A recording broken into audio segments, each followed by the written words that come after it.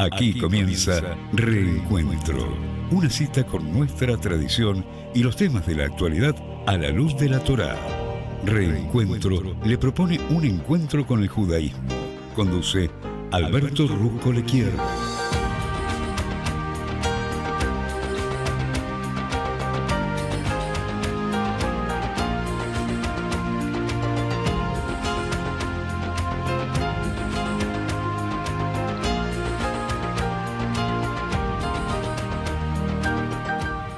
Pero muy buenas tardes. Les agradezco a todos ustedes ya por acompañarme en esta edición de este día viernes, que corresponde al día 6 del mes de Tevet del año 5783 en el calendario hebreo. Gracias por estar conmigo. Ya posiblemente estás acomodado en el lugar adecuado de tu casa, quizás ya llegando a tu casa manejando el coche. Gracias por tratar de salir de este encuentro más rico que cuando lo hemos iniciado. Vamos a hablar de los exquisitos y a beber unos exquisitos e inagotables manantiales de sabiduría de la Torá, para ver cómo estas enseñanzas son un código de vida y de tránsito, un árbol de vida realmente para todos nosotros aquí en este mundo. Así que, por supuesto, le agradezco a Rocío por la excelencia en el manejo de los controles, a ustedes que nos están escuchando, y bueno, ya está todo preparado. Te quiero recordar que en la querida ciudad de Buenos Aires, el horario para prender velas de Shabbat hoy en la ciudad de Buenos Aires está establecido a las 19 horas 52 minutos.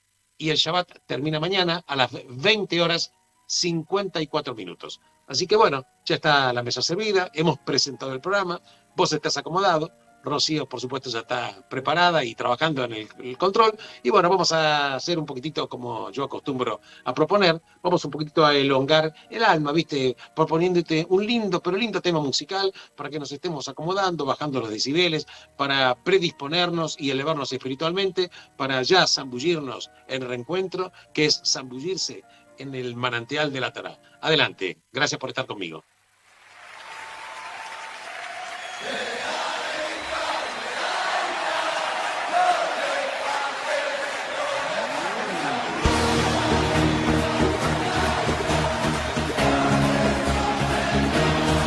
בכל מקום, כל הזמן, יש לכולנו מגדול ועד קטן, ימים יפים וגם פחות, וביניהם תשובה לכל השאלות.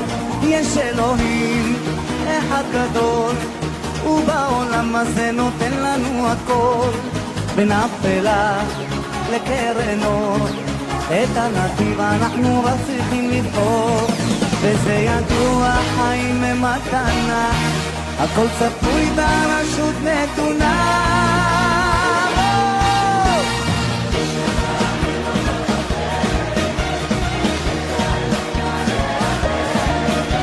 ולנו יש את מלך העולם, והוא שומר אותנו מכולם.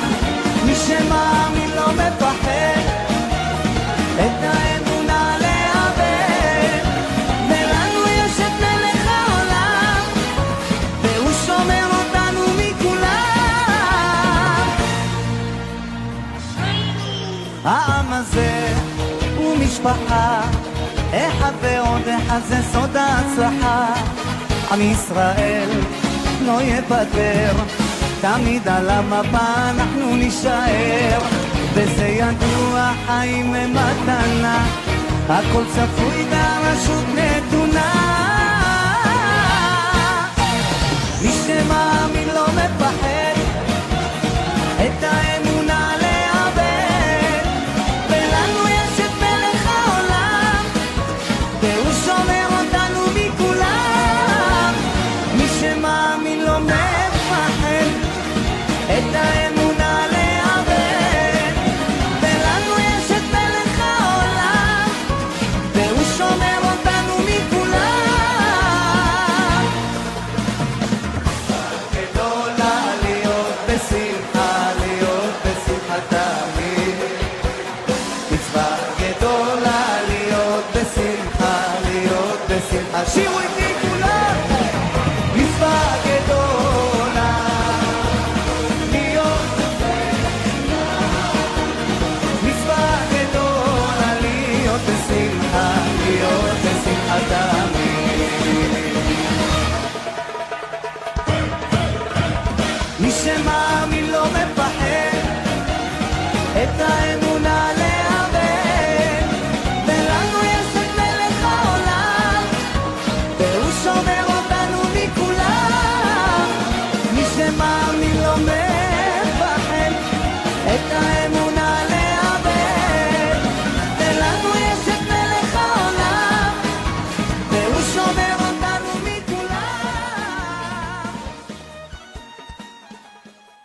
Bien, ya comenzando, ya vamos a tratar de explicar un poquitito. Yo siempre acostumbro a tratar de dar una mínima referencia a la porción de la Torá, a la parashá de la Torá, y vamos a ver cómo esto se aplica en las enseñanzas absoluta y totalmente en nuestro devenir cotidiano. Bueno, la parashá de esta semana se llama Vaigash, en la cual habla que Yehuda se acerca a Yosef para pedir que libere a Binyamin, que era el hermano. Y él se ofrece mismo, Yehuda se ofrece mismo como esclavo al líder egipto en lugar de su hermano. Te quiero recordar que Yosef ya era el virrey en Egipto, que él manejaba prácticamente toda la economía y todas las finanzas de lo que era Egipto. Entonces, y luego de presenciar la lealtad de sus hermanos unos a los otros, Yosef revela su propia identidad y le dice a su hermano, que él no sabía, él creía que era el virrey, que lo era, por supuesto, pero no tenía idea de que era el hermano, y le dice, yo soy Yosef, y le pregunta, ¿mi padre aún está vivo? Claro, ahí en ese momento los hermanos de Yosef se sienten invadidos por la vergüenza y el remordimiento, pero Yosef lo reconforta. Recordemos de que Yosef había sido arrojado por los hermanos a un pozo y que luego fue salvado y finalmente por el devenir de los acontecimientos llega a ser virrey de Egipto. Pero en ese momento que los hermanos están con un remordimiento enorme y sienten vergüenza cuando Yosef revela su identidad, mirá lo que dice Yosef, dice, no fueron ustedes los que me enviaron aquí, sino fue el Creador. O sea, todo fue ordenado desde el cielo para salvarnos y para salvar a toda la región de la hambruna. Fíjate qué importante, ya Yosef está introduciendo acá el concepto del perdón. Después de lo que le hicieron los hermanos, lo arrojan en un pozo hasta que prácticamente se muera, y finalmente esto no sucede porque Dios tenía otro plan, por supuesto. Entonces, para allá de la Torá habla que luego los hermanos se apresuran para volver a Canaán con las noticias, luego habla para allá de la Torá que Jacob viaja a Egipto con sus hijos y sus familias, que eran, cuando llegan a Egipto, eran 70 almas en total, y es reunido con su amado hijo, luego de 22 años aproximadamente. Bueno, y camino a Egipto, recibe la promesa divina que dice, no temas en descender a Egipto porque allí te haré una gran nación. Y el Creador le dice, yo descenderé contigo a Egipto y con seguridad yo te voy a sacar de allí. Entonces, acá la parashá habla de que Yosef reúne toda la riqueza de Egipto, vende comida y vende las semillas durante los años de hambruna. Recordemos los 7 años de vaca gorda, 7 años de vaca flaca. Es el primer economista de la historia. Ya anticipó los ciclos económicos. Y ahí uno aprende que cuando hay épocas buenas hay que tratar de ahorrar un poco. Los economistas hoy en día dirían hacer política contracíclica. Bueno, el faraón luego habla de que le da la bienvenida a la familia de Jacob a esta fértil tierra para establecerse. Y luego la parashá habla de que los hijos de Israel prosperan en el exilio en Egipto. Fíjate vos, voy a hablar de este tema cuando Yosef no le recrimina, sino que acepta que hay un plan divino. Y en realidad lo que Yosef está introduciendo es el concepto del perdón. La verdad, en mi opinión, es la primera vez que acá se aprende, la primera vez que habla en la historia del mundo acerca del perdón. En esta parashá de este libro, el primer libro del Pentateuco, este libro que estamos leyendo es el número 1, que es Génesis o Bereshit, nos cuentan, como te digo, acerca de Yosef, de sus hermanos, y claro que surgen muchas, pero muchas preguntas. Una de las preguntas es, cuando Yosef ve a sus hermanos, que más de 20 años atrás lo habían traicionado y lo habían vendido como esclavo, ahora cuando lo ven llegando, Yosef ve llegando a los hermanos de Egipto para establecerse y para abastecerse de comida, Yosef tiene que decidir qué hacer con sus hermanos. Ya que pregunta, ¿se va a vengar de ellos? ¿Los va a ignorar? ¿O lo va a perdonar? Fíjate, hay 3 caminos posibles, ¿no? Vengarse, ignorarlos o perdonarlos. Pero la primera opción sería vengarse, sería la primera opción, hubiera sido, la opción más normal hubiera sido vengarse de los hermanos. Claro que estaba herido Yosef por la crueldad que habían manifestado los hermanos, por todo el sufrimiento que tuvo Yosef en todos estos años lejos de la casa de su padre, la tristeza de la esclavitud, el dolor, lo abrumó, obviamente. Pero cuando los hermanos vienen a Egipto, Yosef, ahí en ese momento él está en una posición de poder y tiene la capacidad de hacerle pagar todo el sufrimiento que le habían hecho. Pero la venganza no era lo que movía a Yosef, en absoluto. Yosef había superado, él, unilateralmente, él solo había superado su resentimiento. Ahora, claro, uno pregunta, ¿cómo lo sabemos? ¿Cómo sabemos que Yosef superó el resentimiento? Entre otras cosas, porque cuando nace su primer hijo, Yosef le pone al primer hijo, le pone el nombre de Menashe. Menashe explicando que Dios lo ha beneficiado tanto que lo hizo olvidarse. De ahí viene la palabra Nashani. O sea, él se olvidó de todo el sufrimiento que le causaron sus hermanos. Yosef entonces no permitió que el dolor y la ira del pasado afecten su futuro. Claro que Yosef no estaba pensando en la venganza. Él había superado este sentimiento autodestructivo. Ahora, la otra opción que tenía, ignorarlo, era la otra opción que tenía Yosef. Él podía haber ignorado a los hermanos. Si él no se quería vengar, podía haber optado por ser indiferente. No se vengaba, era indiferente, hubiera hecho como que no los vio, continuaba Yosef su vida exuberante en Egipto, que era el país más poderoso de la antigüedad. Entonces, ¿por qué iba a querer Yosef reconstruir la relación con los hermanos, que actuaron como su peor enemigo? ¿Por qué? Yosef no necesitaba a los hermanos, pero Yosef no los ignora. Cuando los ve, se le ocurre, como algunos dicen, un plan maestro, que tiene varias movidas. Los acusa de espionaje a los hermanos y les exige que traigan a Binyamin, que era el hermano menor. Y cuando este llega, lo hace encarcelar por una falsa acusación y les propone a los hermanos que se vayan a la casa sanos y salvos y que dejen a Binyamin como esclavo en Egipto. Entonces, de esta manera, Yosef está haciendo. Yosef está recreando, reconstruye el escenario que había sucedido más de 20 años atrás, que era abandonar a uno de sus hermanos. Entonces Yosef le da la posibilidad de redimirse a los hermanos y demostrar que ahora ellos están dispuestos a dar su vida uno por el otro. Entonces, cuando se da cuenta Yosef, que sus hermanos aprendieron la lección y no están dispuestos a repetir ese error, les revelan su identidad y ahí los perdona. En consecuencia, pero también hay un tema de reconciliación. Claro, obviamente, porque el nivel de perdón que tiene Yosef es excepcional. Yo diría que es casi sobrehumano, porque Yosef no los perdona con un discurso lleno de reproches, de resentimientos. No, Yosef tiene una reconciliación total. Primero, es una reconciliación desinteresada. Y esto es muy importante, ya que en lo personal, Yosef no tiene nada que ganar respecto a su carrera, respecto a su prestigio en Egipto, perdonó a sus hermanos. Pero el gesto de Yosef es un altruismo increíble. Es un enorme acto de bondad. E incluso más, Yosef da un paso más, como te estoy diciendo. Luego de reprocharles, hace lo posible por incluso aliviarlos emocionalmente a los hermanos de esta culpa. Los trata de convencer que las acciones que pasaron en el pasado no fueron de su responsabilidad. Y le dice que fueron eventos que fueron dirigidos por el Todopoderoso para salvar a su familia y para que millones de personas no mueran de hambre.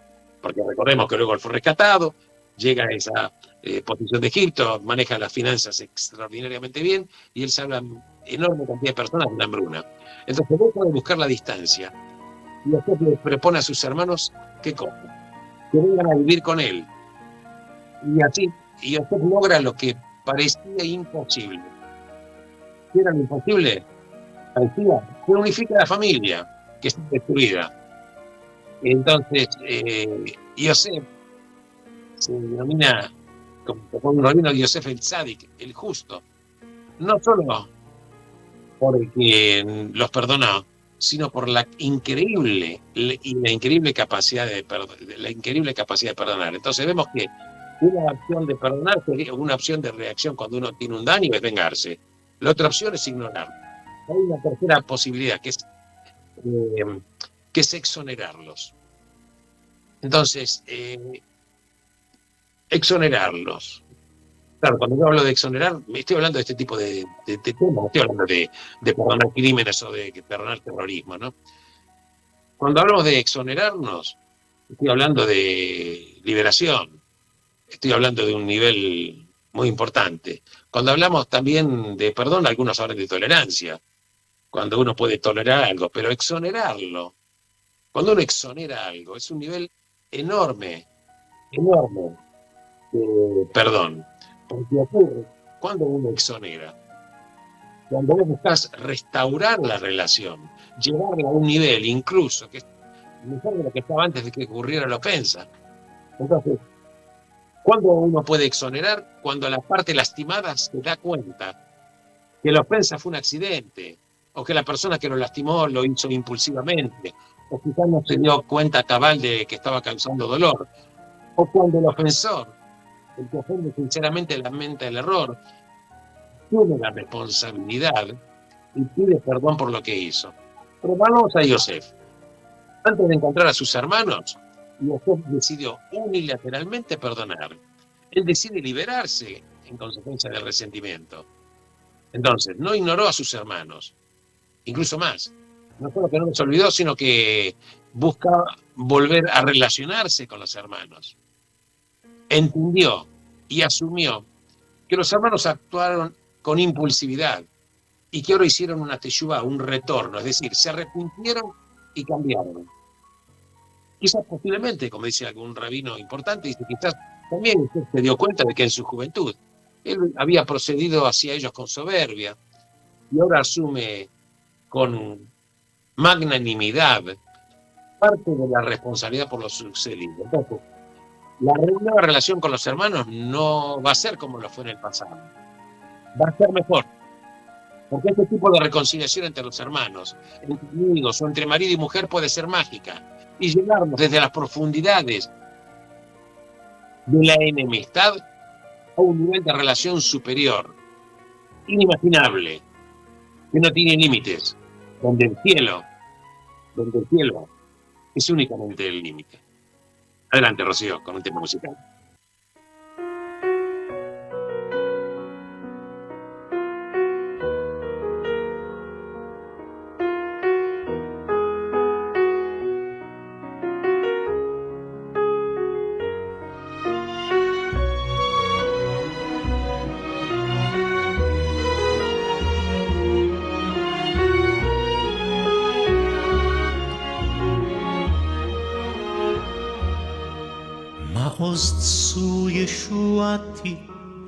מעוז צור ישועתי, לך נאה לשבח, לך נאה לשבח.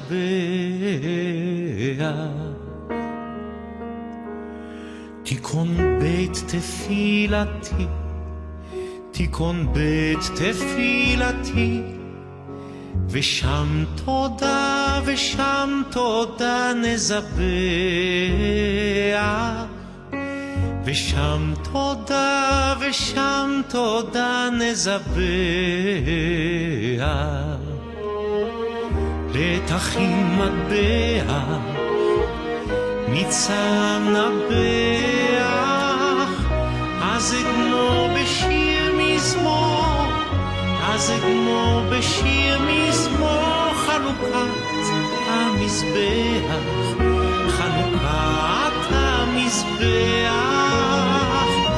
אז אגמור בשיר מזמור, אז אגמור בשיר מזמור, חנוכת המזבח, חנוכת המזבח.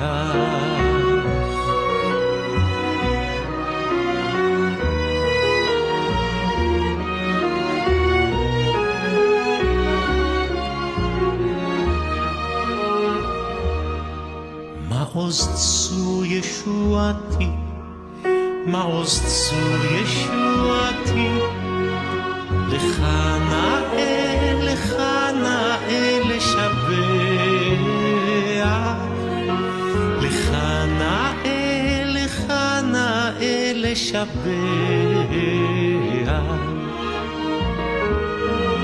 תיכון בית תפילתי, תיכון בית תפילתי, ושם תודה נזבח, ושם תודה מזבח, לתכין מטבע, מצם נפח, אז זה כמו בשיר מזמור, אז זה כמו בשיר מזמור, חנוכת המזבח, חנוכת המזבח, אז זה כמו בשיר מזמור, אז זה כמו בשיר מזמור, חנוכת המזבח, חנוכת המזבח.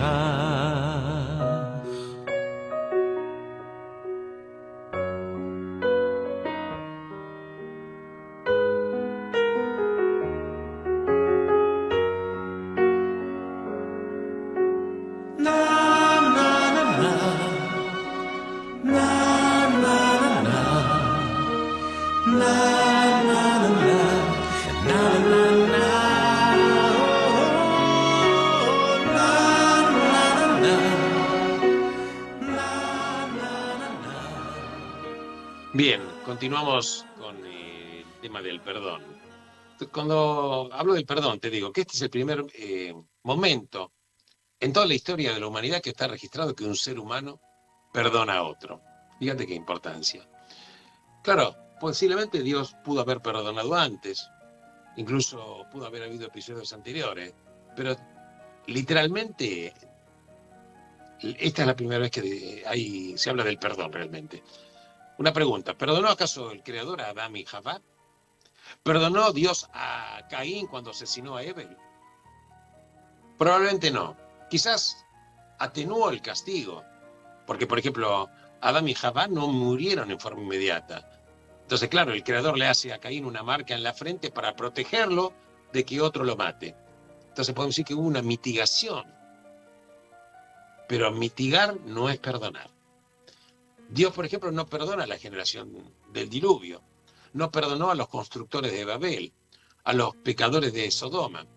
Entonces es significativo que cuando Abraham reza por el pueblo de Sodoma, no le pide a Dios que lo perdone al pueblo. Dice, el argumento de Abraham es diferente, dice, quizás allí hay gente inocente, quizás 50, quizás no más de 10. Entonces posiblemente quería decir que el mérito de algunos pueda salvar a otros. Pero esto es muy diferente de pedirle al Creador que perdone a los demás. Pero Yosef perdona. Claro, pero uno se pregunta, ¿puede alguien realmente perdonar a otro que lo vendió a la esclavitud? Yosef llora porque los hermanos no entendieron que de verdad él los perdonó. ¿Por qué hablamos de que esta es la primera vez en la historia que se habla del perdón? Hay un libro que escribió un profesor norteamericano que se denomina David Constant, que se llama Antes del perdón y los orígenes de una idea moral. Y él dice en ese libro que no existía el concepto del perdón en la literatura griega. Hay algo en la literatura griega diferente, que se confunde a veces con el perdón, que es apaciguar la ira, pero en la literatura griega no existe el perdón, por ejemplo. Cuando alguien le hace mal a otro, la víctima se enoja y busca venganza. Claro que esto es peligroso para el perpetrador, quien puede intentar que la víctima se calme y siga adelante. Pueden tener excusas, no fui yo, fui otro, o fui yo pero no lo pude evitar, o fui yo pero fue un mal menor, pero recordá que en algún momento de tu vida yo te hice bien, etcétera, etcétera. Hay estrategias, el infractor a veces puede rogar, puede suplicar y puede degradarse, humillarse. Pero esto es una manera diferente de decirle a la víctima, realmente yo ya no soy una amenaza. Hay una palabra griega que a veces se traduce equivocadamente como perdón, pero aquí quiere decir exculpar o absolver. Entonces, en este concepto es diferente, porque a veces uno exculpa al otro, pero no es el concepto pleno del perdón. Entonces, el concepto del perdón primariamente aparece en la Torá.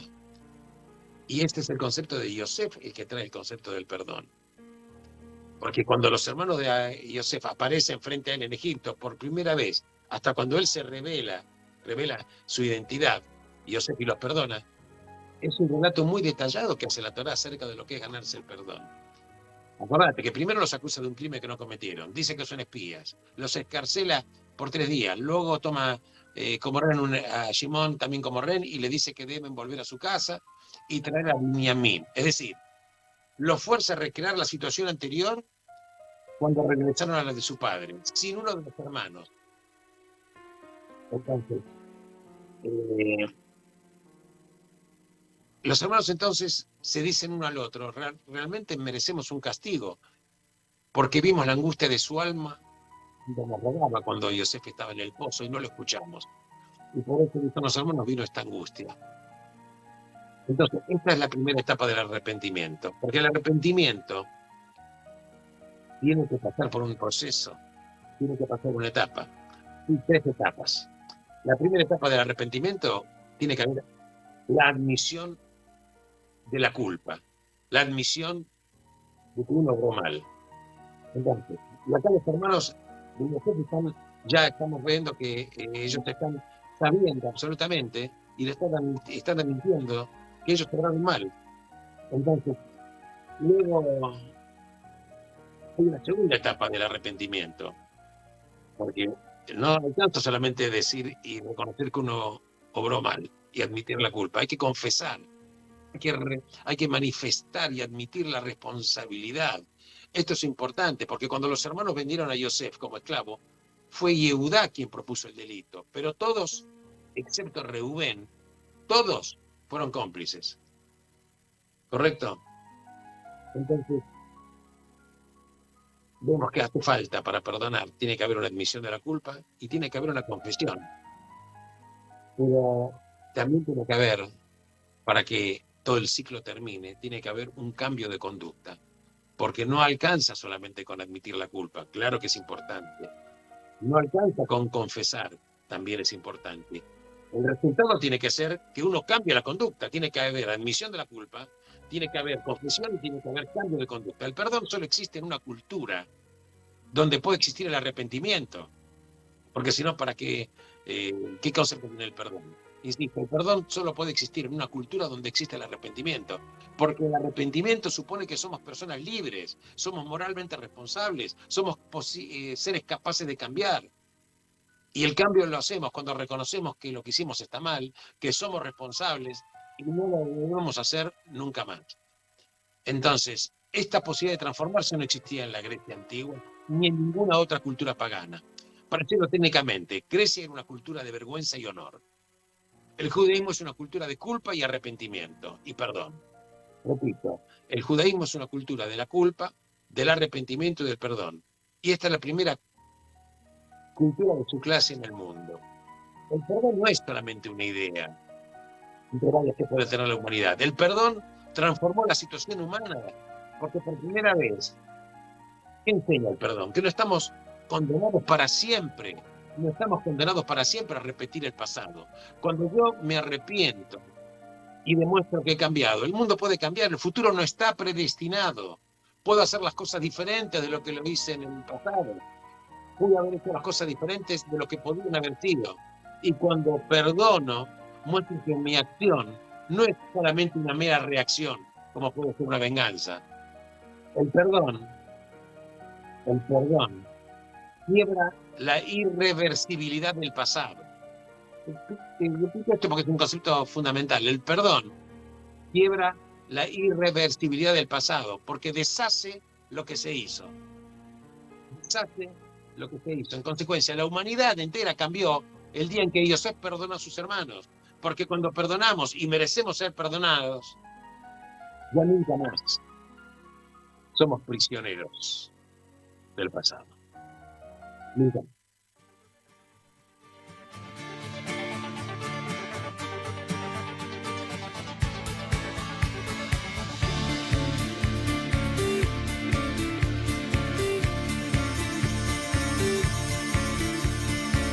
בנוף הבתים הישנים אשר היו צילי בימי ילדות חלפו הרבה שנים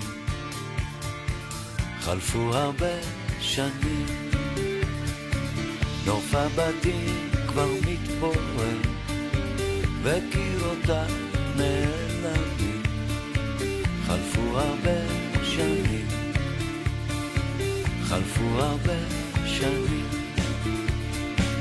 בגן העדן של ילדות אשר היה בורח, הייתי חלק מהנוף, היום אני אורח.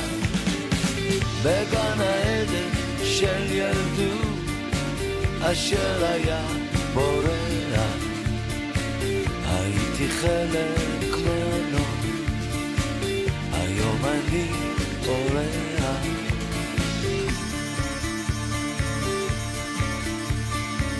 בגן העצים המתקלפים אשר היו צילי בימי ילדות, כבר נשברו הענפים, קבצה זקנה פתאום.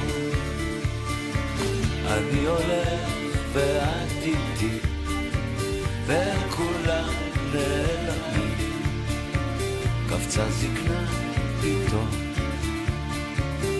איזה יום היום בגן העדן של ילדות אשר היה בורח, הייתי חלק מהנוף, היום אני אורח. בגן העדן של ילדות אשר היה בורח, הייתי חלק מהנוף, היום אני אורח.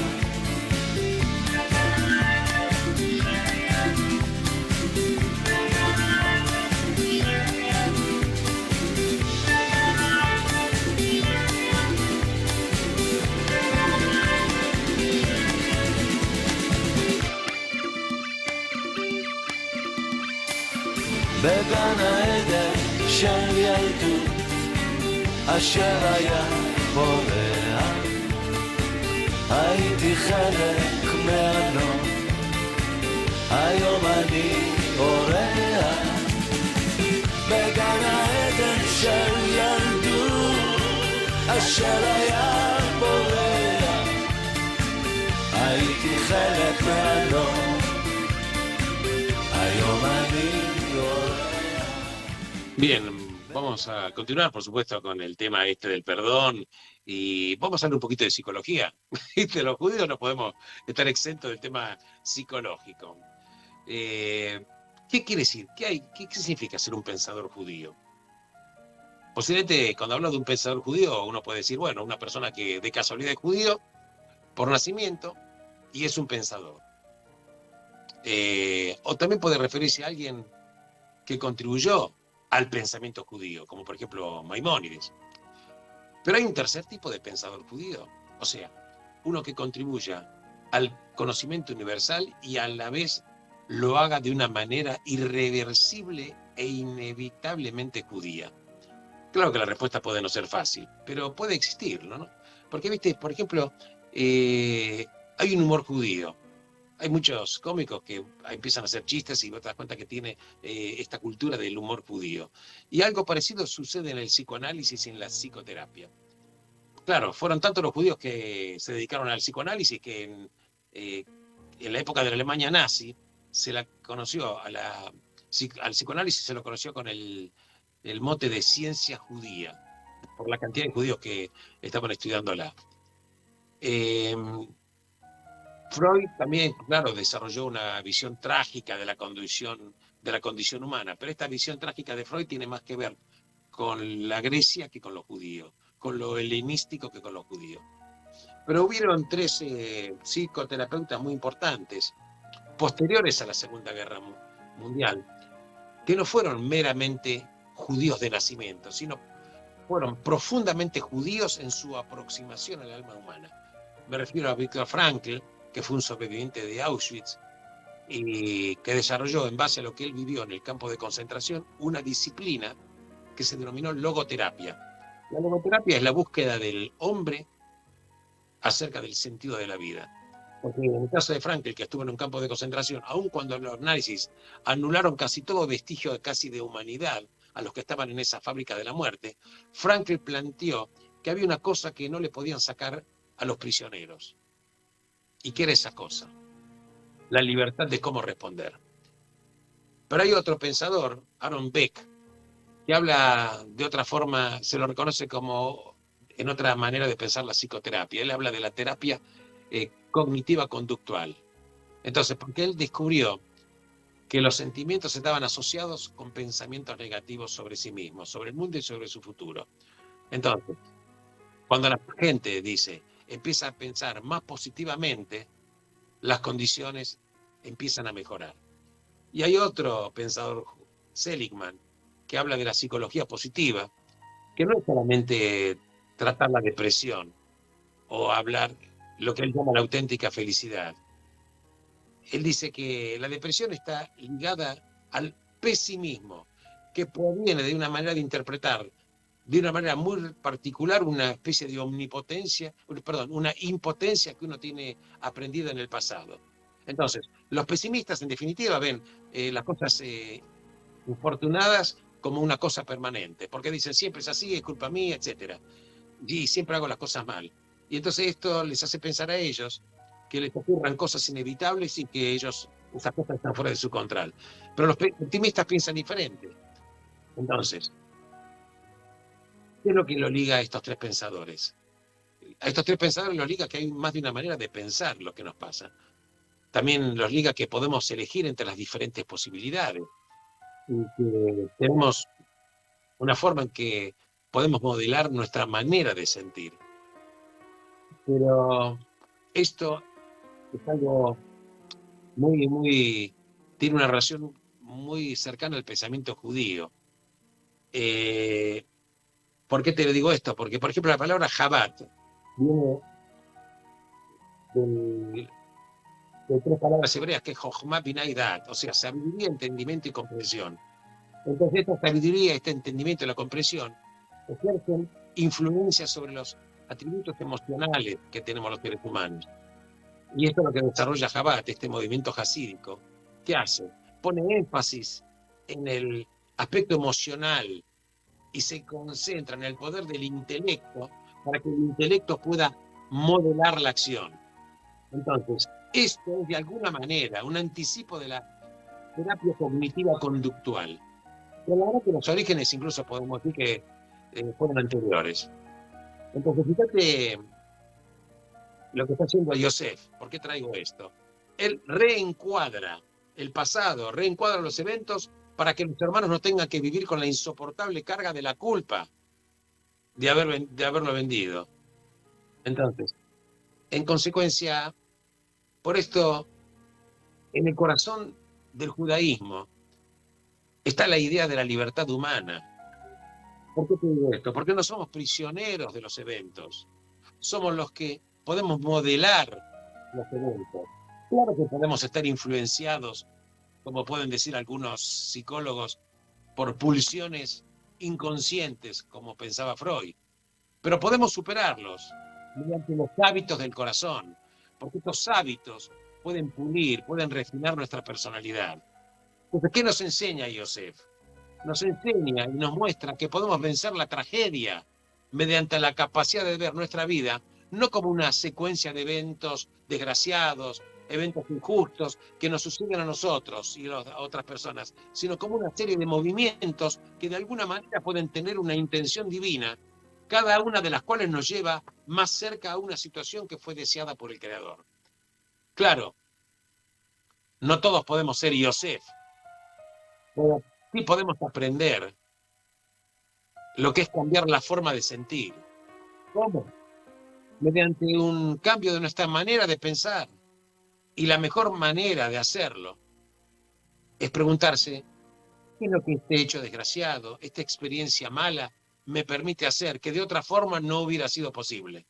Y si esta es la pregunta, esto puede ser el puntapié inicial y un factor del cambio de vida. Adelante, Rocío.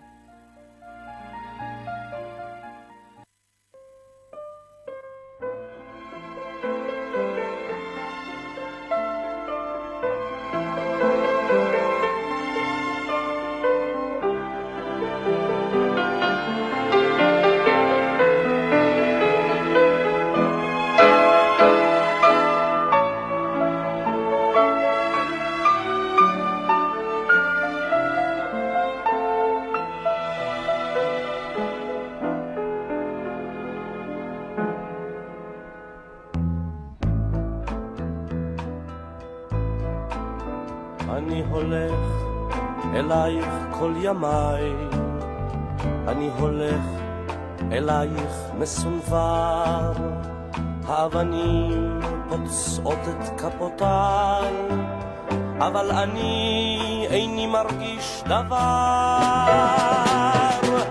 אני חוזר מארץ לא זרועה, מושיט ידי ללטוף את שערך, הנני כאן אך כמו יונה פצועה, אני נופל תמיד מול שערך.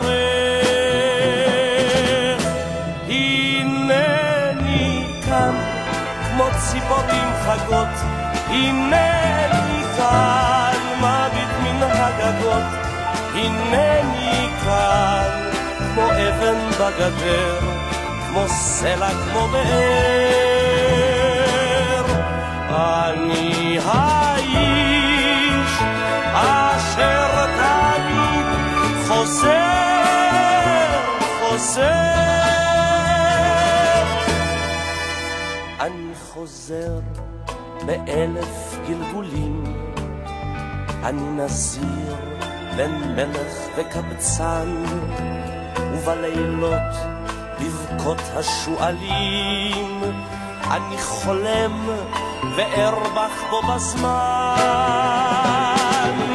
אני רואה אותך הרחוקה כמו נסיכה שבויה במגדלים, בין סורגים יושבת ומחכה. אלוהים,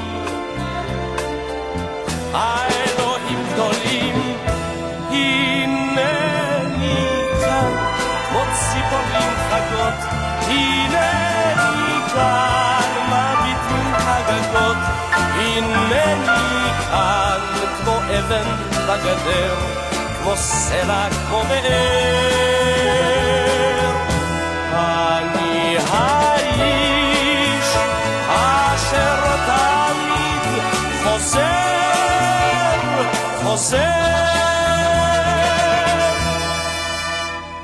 ואת חיכית כמו האבנים וכמו הבור להלך במדבר, זריחות רכות נשקו אותך פנים, שקיעות כבדות נשקו אותך צוואר.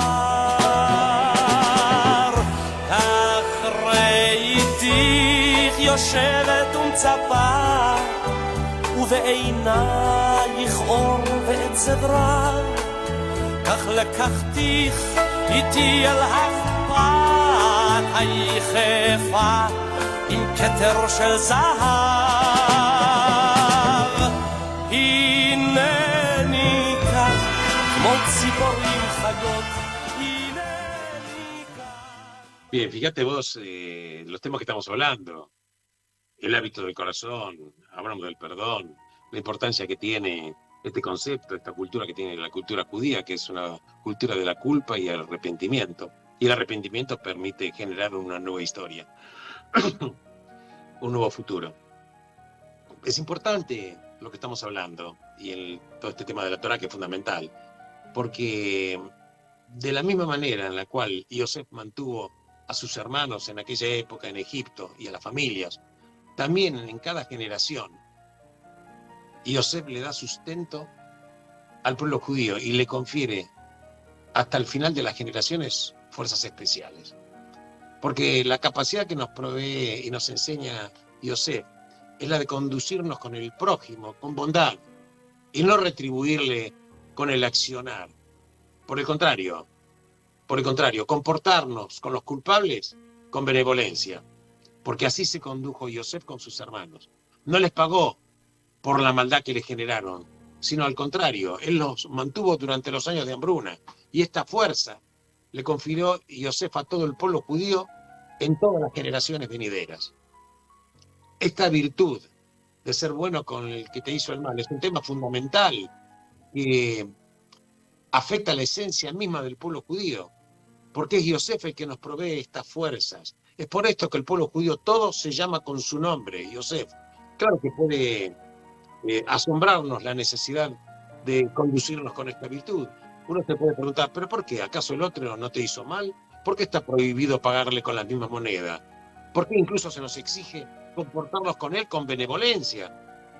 ¿Y sabéis dónde está la respuesta? El núcleo de la respuesta está en la esencia de lo que es el judío. Es verdad que en lo que hace a la realidad externa, el prójimo se comportó eventualmente de una manera incorrecta, pero en el fuero íntimo, en su alma, también él, el prójimo en su fuero íntimo, él es bueno.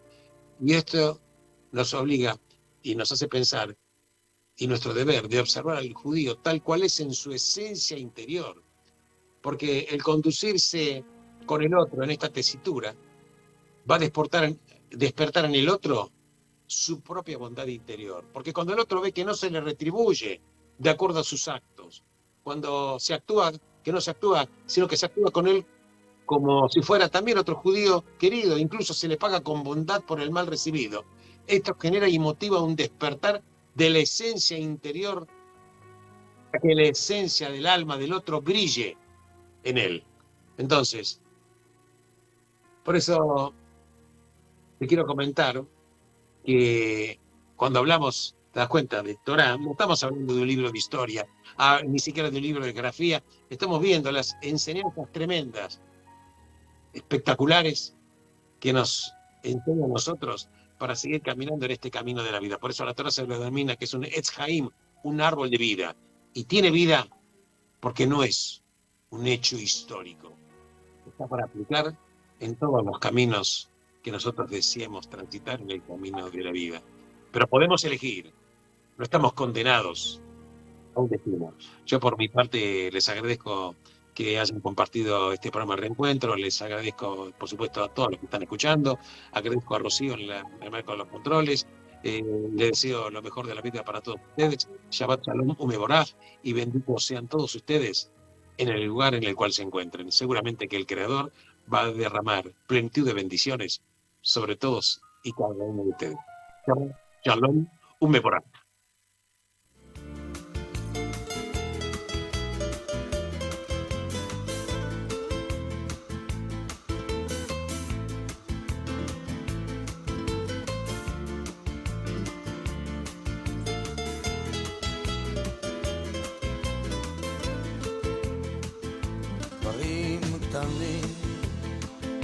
דברים פשוטים וקצת הפתעות באמצע הדרך, זמנים חולפים ומשתנים. אתמול אתה היית מלך, לאן פרחו הציפיות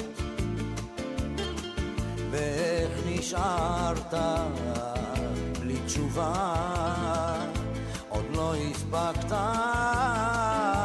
לעשות. ומה נשאר מכל העבר? הכל תלוי בך חבר, היה חזק אל תישבר, אל תיתן לעצמות בך לפגוע, היה חזק ותתגבר. הכל תלוי בך חבר, היה חזק אל תישבר, אל תיתן לעצמות בך לפגוע, היה חזק ותתגבר.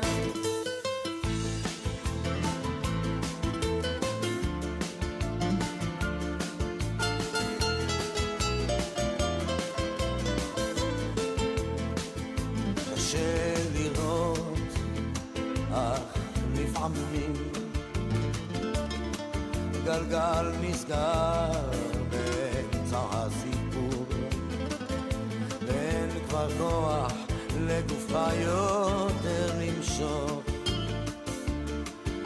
יכולת לוותר אבל לך אסור. הכל תלוי בך חבר, היה חזק אל תישבר, אל תיתן לעצמות בך לפגוע, היה חזק ותתגבר. הכל תלוי בך חבר, היה חזק אל תישבר, אל תיתן לעצמות בך לפגוע, היה חזק חזק ותתגבר. המסקנה חבר, אסוף את כל הכוח, קל יותר לדבר כשהפחד משתחרר. למרות הכל אתה מבין שזו הדרך. אהיה חזק חבר, אהיה חזק. הכל תלוי בך חבר, אהיה חזק אל תישבר. אל תיתן לעצמות בך לפגוע, אהיה חזק ותתגבר. הכל תלוי בך חבר, אהיה חזק אל תישבר.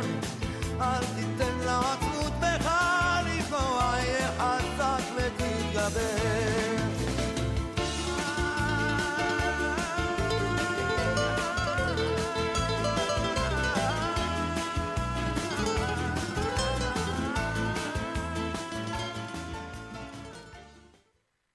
Transmite LRL 331 para su